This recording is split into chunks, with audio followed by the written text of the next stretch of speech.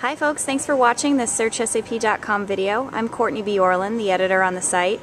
We're at Sapphire in Orlando, and Bridgette Chambers, the CEO of ASUG, has offered to spend some time talking with us about some of ASUG's initiatives this year.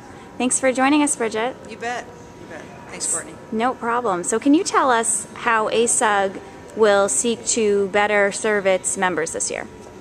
Absolutely.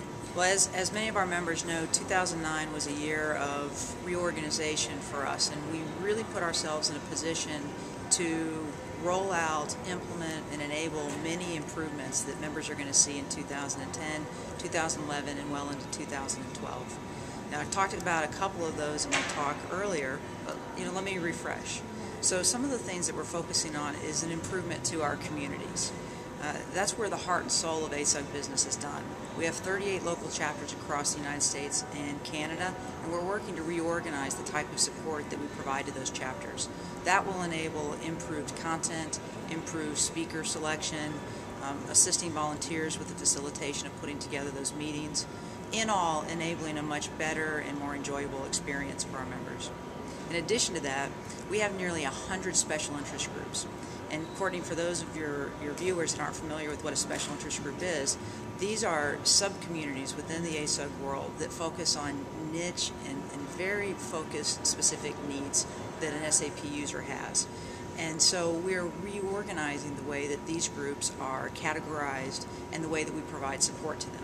Basically what this means is that in the old ASUG world, there was this cookie-cutter approach. Everybody got the same type of support. And that didn't really fit the needs of the individual user. Today, we're providing a more custom approach based on what their needs are. And we're very excited about that, and the feedback's been great so far.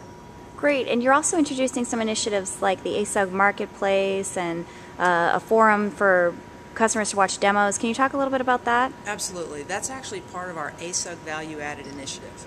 The ASUG Value Added Initiative is an umbrella program that covers new value-added services and products that we're rolling out to members. And the Marketplace, you're right, that's one of them. The Marketplace was launched just recently, and American Airlines gave us our first business-to-customer experience by offering a discount to many of our ASUG members that traveled here to Orlando. And they've already given us a commitment that they'll be working forward with us in our Business Objects and Fall Focus event later this fall, which is very exciting.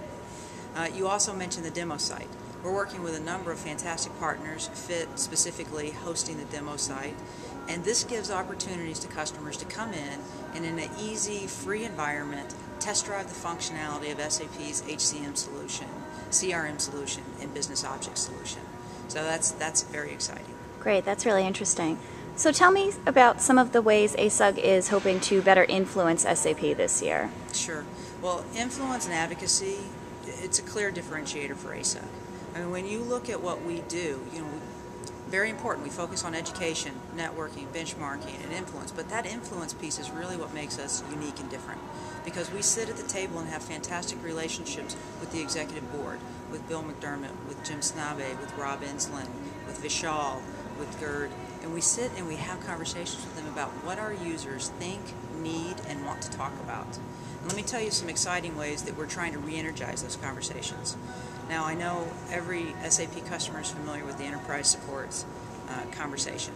And I'm not going to get into enterprise support specifically, but one of the ways that we addressed enterprise support within ASUG was rolling out a new program called the Agent Series. And the Agent Series, while not specifically unique to enterprise support, is a special programming series that first focused on the needs around enterprise support. And here's the thing about the Agent Series. What we do is we take the need for immediate education and the need for an immediate conversation, and we put them together in one program. So when you have a disruptive change to the SAP portfolio, such as enterprise support, customers need to know right now, what does this mean to me? Give them SAP-specific information, and we invited analysts from outside. In fact, Ray Wang from Altimeter joined us in one of our webinars to talk about the impact of inflation to customers' pricing models.